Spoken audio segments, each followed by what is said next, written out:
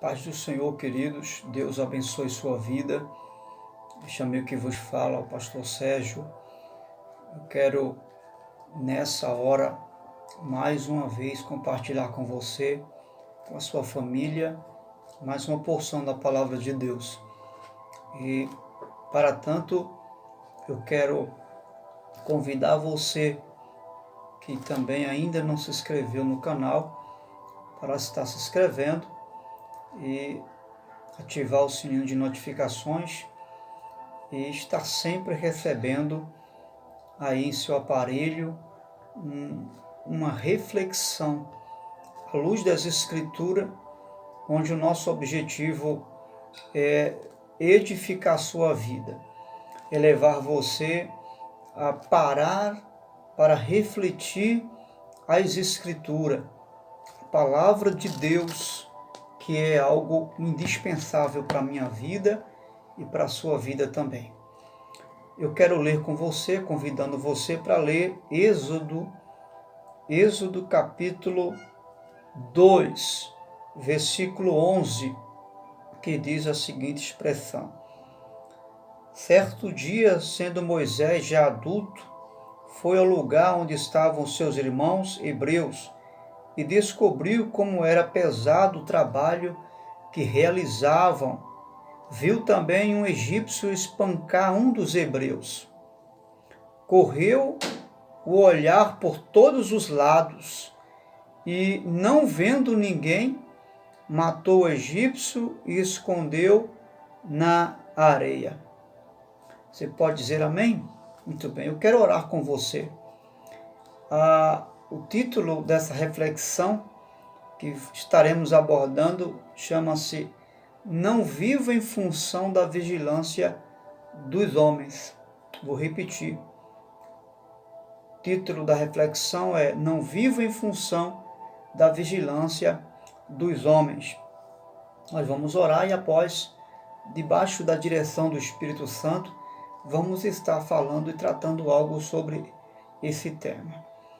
Pai querido e amado, uma alegria em nosso coração de poder saber que o Senhor sempre nos ouve quando oramos, reconhecendo a nossa fraqueza e o quanto dependemos do Senhor.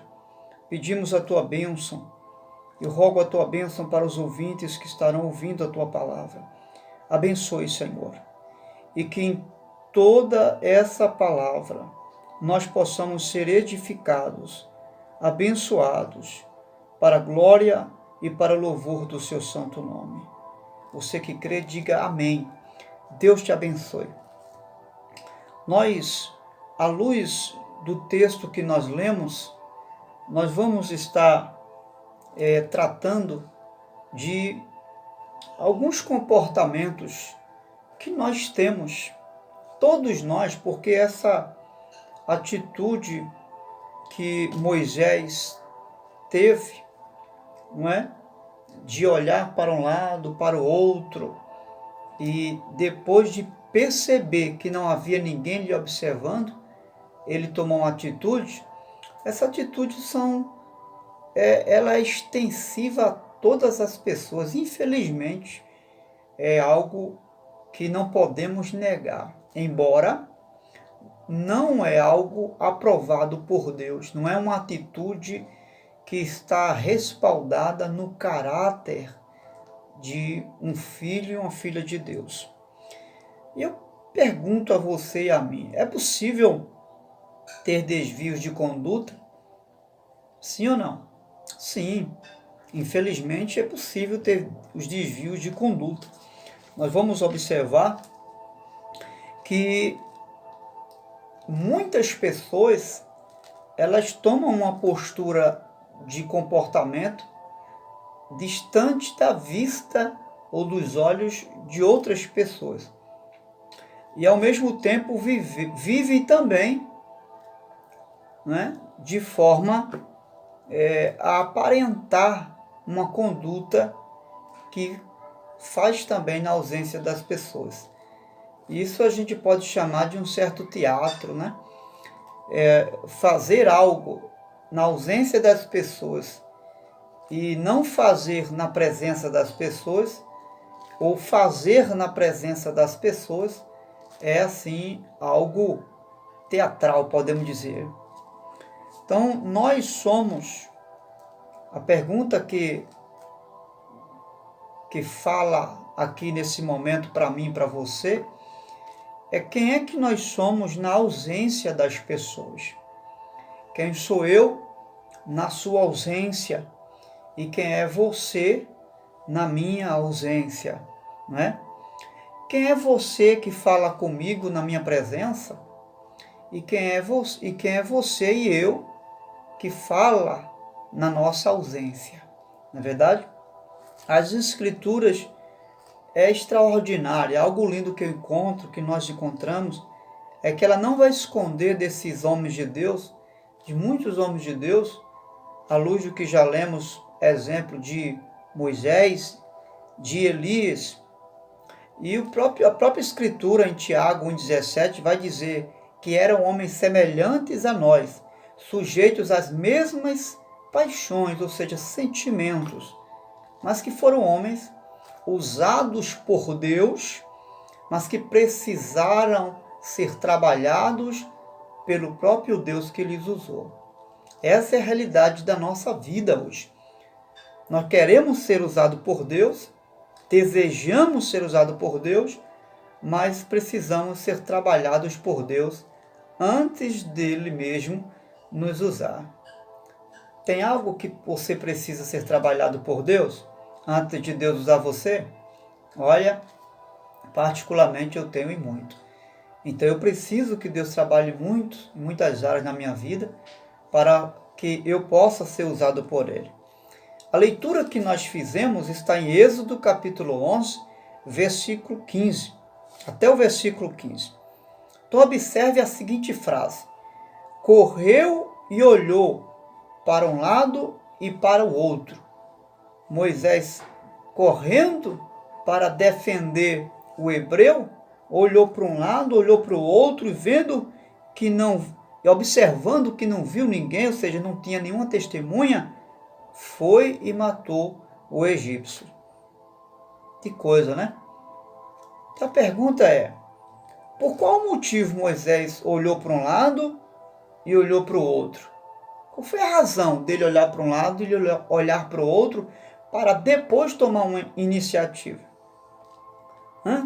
Qual a sua opinião? Qual foi o motivo? Na verdade, o motivo foi ver se tinha testemunhas para não acusar ele da morte ou de algo que ele fez naquele momento. Então, com certeza, foi para ver se tinha testemunhas ali ou não, não é? Que se tivesse testemunhas, ele ia ser pego no flagra, não é verdade? O flagrante, né? Então ele olhou para um lado, olhou para o outro, para depois tomar aquela atitude. Ou seja, naquele momento, ter ou não um público diante de Moisés determinou o seu comportamento ali.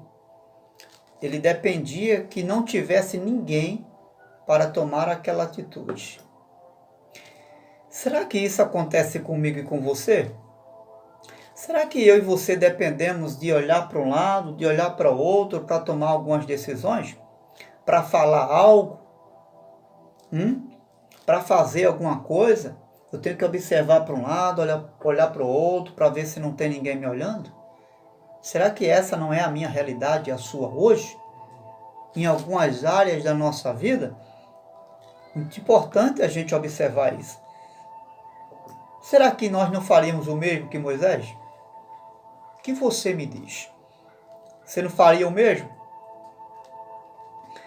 Então, se eu e você não temos coragem, isso aqui é uma observação que a gente vai fazer aqui agora, muito importante.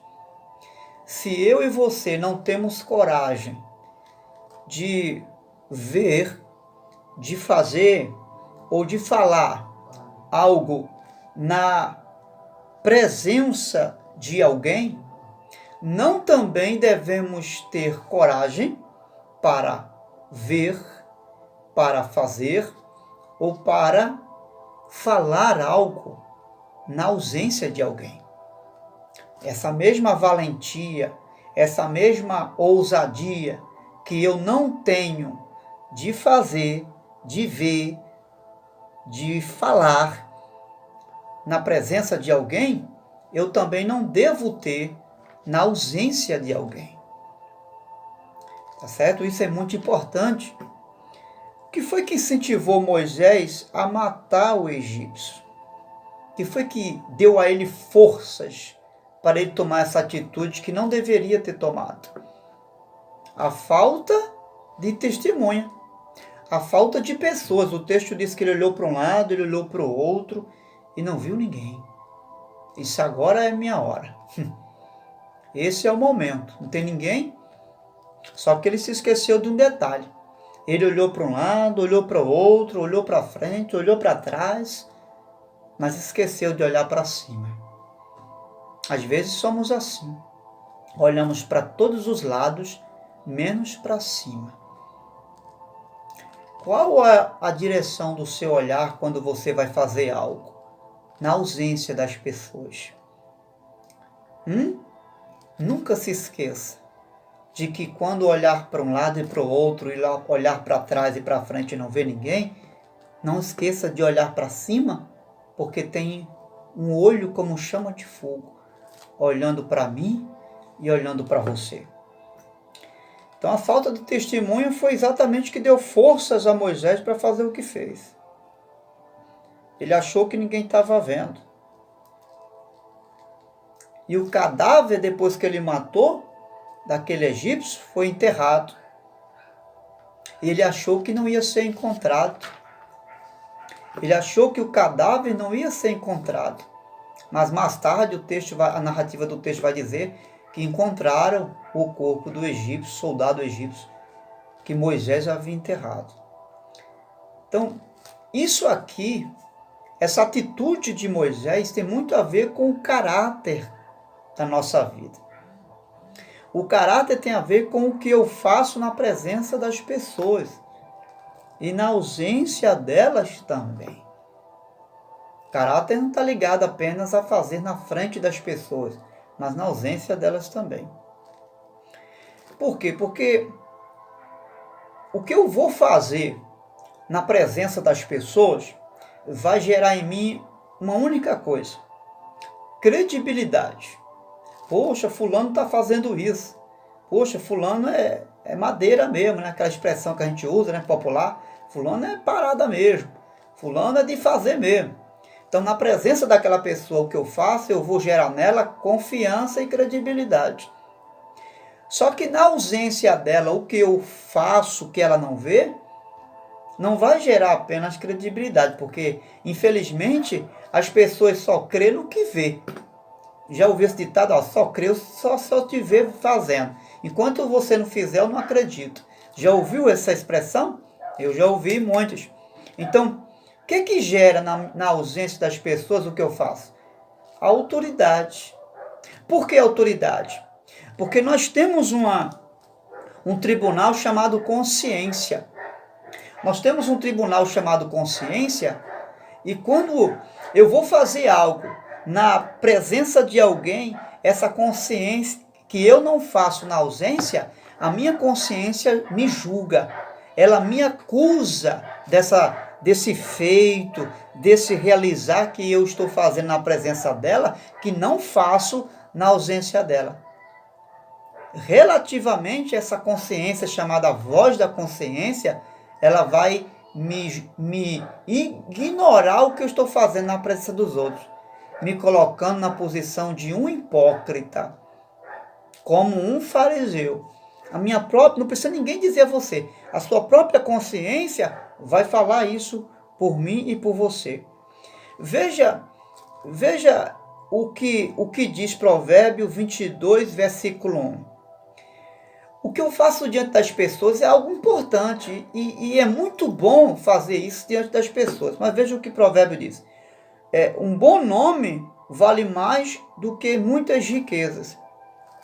Porque a intenção de fazer algo na frente das pessoas, para as pessoas verem, é exatamente por causa da nossa reputação. As pessoas se preocupam muito com a reputação. O que é isso? Com a posição que exerce.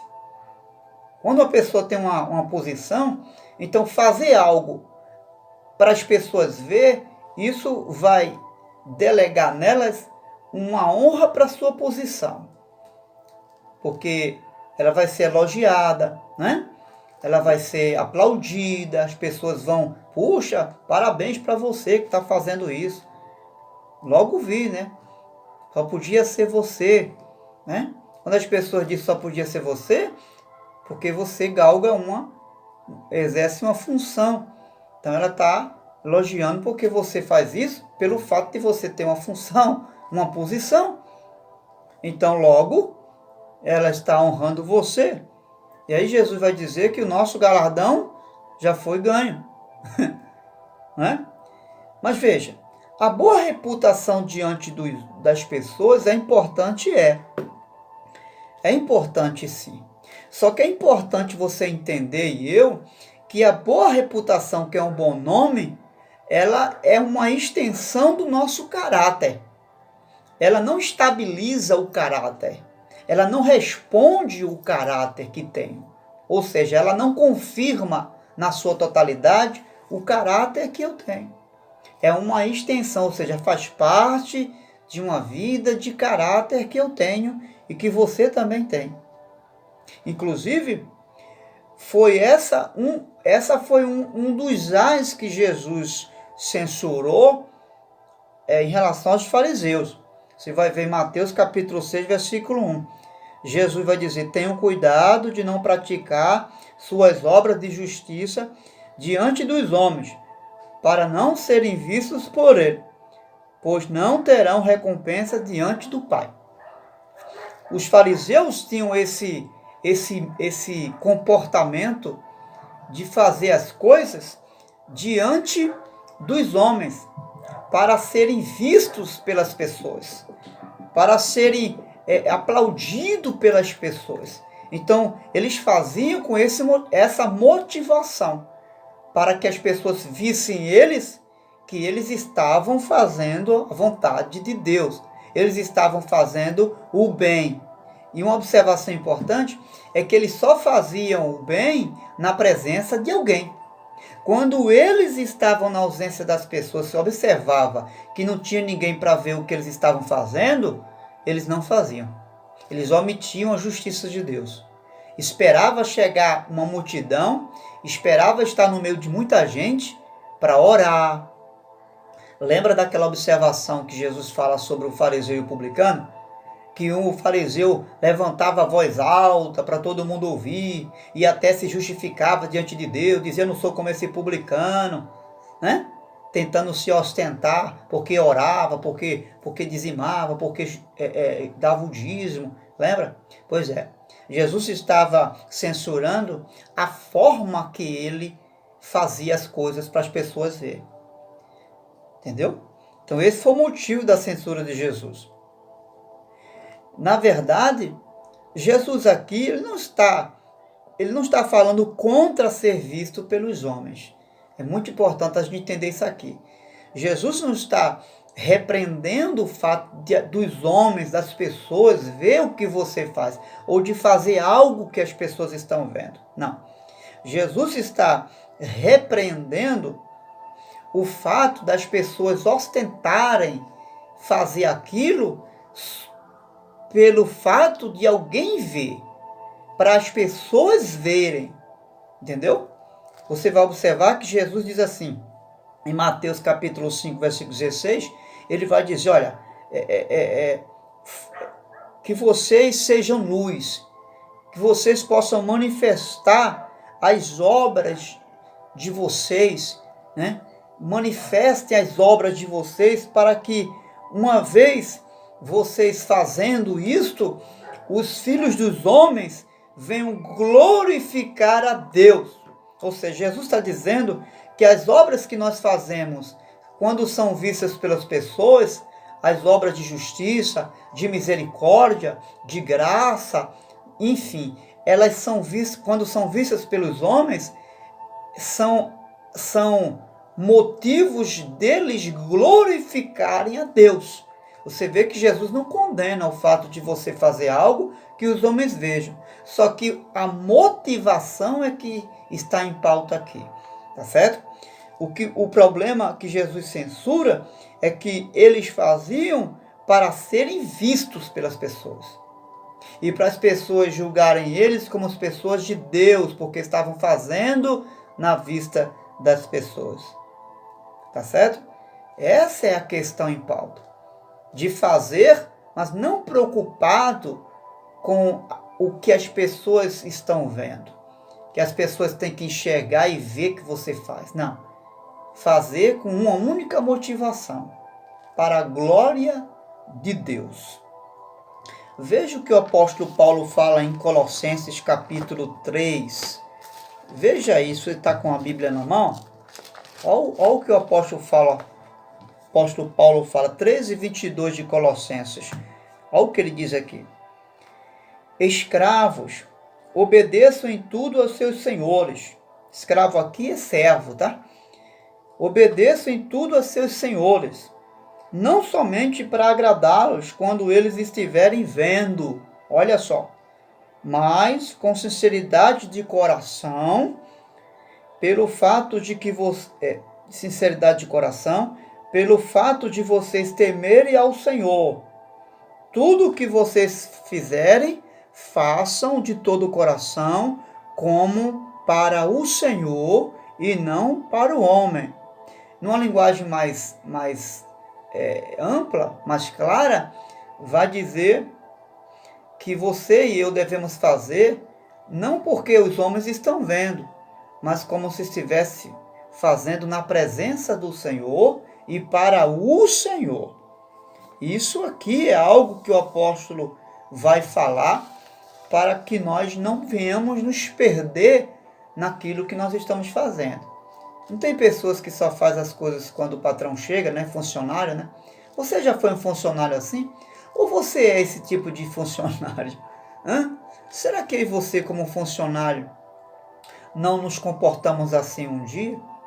Pois é, estamos sendo aqui repreendidos pelo Senhor. Veja a frase que Paulo usa. Não somente para agradá-los, como se eles estivessem observando. Paulo denuncia aqui, sabe o quê? O fingimento dos que só faz só para serem vistos. Isso aqui é muito sério, né? Então, qual é o segredo de fazer aqui, mesmo na presença das pessoas, de forma que seja aceito por Deus? Paulo diz, tudo o que vocês fizerem, façam de todo o coração, como se fosse para o Senhor. Isso não é maravilhoso? Então faça para Deus. Quer esteja alguém vendo ou não, faça para o Senhor. Não faça para fazer capricho para os homens, para receber aplauso, para mostrar que está fazendo alguma coisa, sabe? Que você é o cara, nada disso. Isso é religiosidade. Os fariseus eram religiosos e Jesus censurou essa religiosidade. Veja, nós não podemos evitar o pecado de fazer ou não o correto apenas quando somos vistos pelas pessoas, porque isso sempre vai acontecer, certo? Nós precisamos vigiar, não é? Vigiar, ser vigilante e procurar fazer para agradar a Deus, honrar a Deus e fazer para Deus e não para os homens ver. Porque quando a gente faz para os homens, a gente faz de todo jeito. Mas quando a gente faz para Deus, a gente faz de uma forma mais especial. Então não tem que fazer de todo jeito porque você vai fazer para um homem. Faça de uma forma especial, da melhor forma que você puder fazer. Invista seu entendimento, invista os seus conhecimentos, invista suas forças, invista todo o seu coração, mesmo se for fazer para o homem. Por quê? Porque Paulo nos ensina, a palavra de Deus ensina, que nós devemos fazer como se fosse para Deus. E quando você não faz de todo o coração, para mesmo se for para o homem, você peca. Por quê? Porque você está fazendo não para Deus, está fazendo para o homem. E aí há uma negligência nesse sentido aí. Você lembra de José?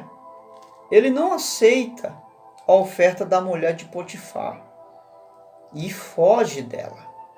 O que a gente aprende aqui? Duas coisas a gente aprende aqui. Lá no capítulo 37 de Gênesis, você vai encontrar essa passagem.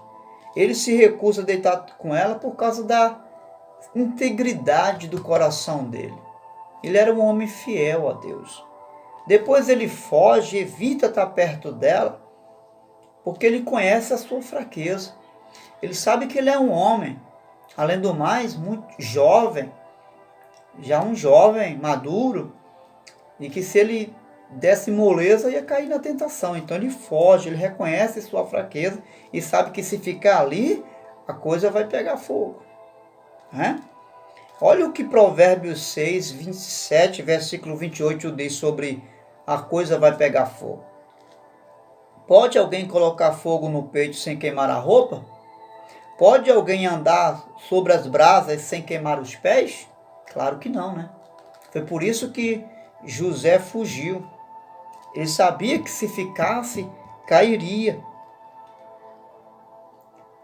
Tem coisas que você e eu, quem sabe, não tem condições de ficar sozinho. Então não fica. Procura estar na presença de alguém. Por exemplo, tem jovens que não têm condições, maturidade de namorar sozinho no lugar. Qualquer ausência de pessoas, eles estão mandando para gerar, tá botando para gerar. Então não tem condições. Se você percebe que não tem condição de ficar sozinho com uma moça, você que namora, com um rapaz, você que namora, não fica só. Chama um irmão, chama uma irmã, procura alguém para ficar com você. Tá certo? Vigie, seja cauteloso. José sabia a capacidade dele de ficar lá, deixar a mulher de Potifar alisar ele, acariciar ele. Ele sabia que não ia aguentar aquilo ali. O que é que ele fez? Ele deu uma carreira. Se for preciso, corra, meu irmão. Se for preciso, dê uma carreira. Vai fazer uma visita, sabe que a dona da casa está sozinha, não vai naquele dia. Deixa marcar um dia que o marido está lá para visitar ela. Mesmo se tiver com os filhos, leva a tua esposa, você que é um homem de Deus, uma mulher de Deus, leva alguém com você para servir de testemunha. Então ele sabia que aquele cenário era perfeito para ele, mas ele não deu vazão. Por que o cenário era perfeito? Porque não tinha testemunha. Não tinha ninguém para ver. Só que José sabia que tinha um Deus lá em cima olhando para ele, como tem para mim e para você. Um dos nomes de Deus, se você não sabe, saiba agora, é El Roi. El Roi. Ou seja, quem que quer dizer o Deus que tudo vê. El Roi, ou El Reo, é o Deus que tudo vê. Gênesis 16 e 13, a gente vai encontrar uma passagem que vai falar sobre isso. Né? E Deus está vendo lá aquele cenário. Então esse entendimento aqui é algo que precisamos ter. Moisés se esqueceu que não tinha testemunhas de lado, na frente, mas ali em cima tinha alguém testemunhando tudo. A mesma coisa aconteceu com Davi. Ele mandou matar Urias, para Urias não ficar sabendo quem era o pai da criança. Mas Deus sabia. Né? Deus sabia. Quando Jesus vai se dirigir à igreja, Apocalipse capítulo 2, versículo 18, verso 23, a Bíblia diz que ele tem os olhos como chama de fogo. E ele vai se dirigir à igreja de Tiatira, se revelando como aquele que tem olhos como chama de fogo, que tudo vê.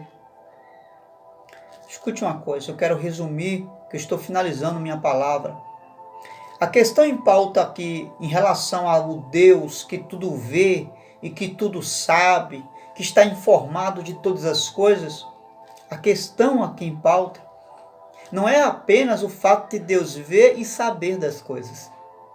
É o que Deus vai fazer após ver e saber de todas as coisas. Essa é a questão que está em pauta aqui. O que Deus fará com aquilo que ele está vendo? Isso não teme em você? Isso não gera temor em mim e em você? Em saber que Deus não é apenas o Deus que sabe, que vê, mas que toma atitudes, toma posições sérias em relação àquilo que fazemos, ou até que deixamos de fazer? Porque tem coisas que é para a gente fazer, a gente não faz, a gente peca também. Até naquilo que a gente não faz, quando é uma ordem divina. A Bíblia fala que todos nós daremos conta a Deus do que fazemos ou não fazemos por meio desse corpo aqui. Quero fazer algumas perguntas para mim, para você, para nós. Reflita e guarde em seu coração. Responda para você. O que passa pela sua mente todos os dias? O que passa não é a questão. O que é que está aí na mente, na minha e na sua mente todos os dias? O que você e eu estamos olhando todos os dias? Onde você está colocando suas mãos? O que falamos ou ouvindo, ou que estamos ouvindo, ou deixando de ouvir? Para onde estão indo os nossos pés? Ou para onde os nossos pés estão nos levando?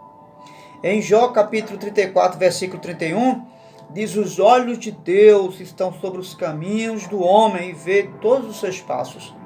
Um outro texto de Provérbio 15, versículo 3 vai dizer: os olhos do Senhor estão em todo lugar, contemplando os maus e os bons. Tudo será um dia julgado. Não se engane, que eu não me engane. 1 Timóteo capítulo 5, versículo 24 vai dizer: os pecados de alguns homens são notórios e os levam a juízo, ao passo que os de outros só mais tarde se manifestam. Tem uma pergunta aqui que eu fiquei matutando. Por que os juízos de alguns não são agora e de outros são depois? Eu quero crer que pelo fato de o fato de alguns não serem julgados agora, é o fato de Deus estar esperando que eles se arrependam. Então o fato de você, quem sabe, de nós cometermos alguns deslizes, fazermos algumas coisas que não devemos fazer na ausência das pessoas, e que não estamos sendo julgados por isso ainda, é Deus dando tempo para mim, para você e para mim, de nos arrependermos. É Deus dando tempo. Então vamos ver isso aí? Vamos refletir sobre isso? Fazer uma retrospectiva? Deus, Ele dá oportunidade a mim, dá oportunidade a você, para que eu e você possamos nos arrepender. É isso que Deus está dando. Em Apocalipse, capítulo 2, versículo 21 ao verso 23, quando Deus vai falar de Jezabel, uma mulher que estava em uma das igrejas da Ásia, e não me falha a memória, na igreja de Tiatira, Deus diz: dê-lhe tempo para que se arrependesse. Ou seja, Deus não havia julgado ainda essa mulher que estava fazendo e tendo um comportamento de bruxaria, de feitiçaria, porque Ele estava dando tempo para ela se arrepender e ser perdoada por Deus. Esse é o tempo de arrependimento. Esta é a hora de nos arrependermos. Se arrepender de quê, pastor? Se eu já sou cristão, veja lá. Veja como é que está sendo o seu, o meu, o nosso comportamento na ausência das pessoas. Quem você é? Quem eu sou na sua ausência? Será que quando eu viro as costas eu não falo algo que deveria falar na sua frente? Será que quando você vai embora e na minha ausência você fala algo que deveria falar na minha frente? Será que na frente do pastor, na frente da igreja, eu falo uma coisa, você fala algo que não fala na ausência? Será que na ausência da família, dos filhos, da esposa, da igreja, do pastor? Será que eu estou fazendo algo que não faço na presença deles? Pense nisso. E se isso está acontecendo, vamos nos corrigir, porque é tempo de nos corrigir diante do Senhor. Ore comigo, peça a ajuda de Deus. Deus, em nome de Jesus, eu, tua igreja, teu povo, e ainda que essa pessoa não seja evangélica, mas ela agora pede a tua ajuda. Nós não queremos viver como se não estivesse vivendo diante de ti. Ajuda-nos a fazer conforme na tua presença. Queremos ter um caráter definido, um caráter completo, pleno, de não só realizar as obras na presença das pessoas, mas na ausência das pessoas, nós sermos uma só pessoa. Ó Espírito Santo, vem fazer isso hoje, aqui, agora, em meu coração, no coração do teu povo, da tua igreja, e nos ajude a viver essa integridade que José viveu, a viver essa postura que o apóstolo Paulo nos ensina a viver, servindo e vivendo na presença do Senhor Jesus. Digo amém. Deus te abençoe e dê a você e a mim, a nós, a graça de vivermos na presença de Deus. Deus te abençoe, em nome de Jesus.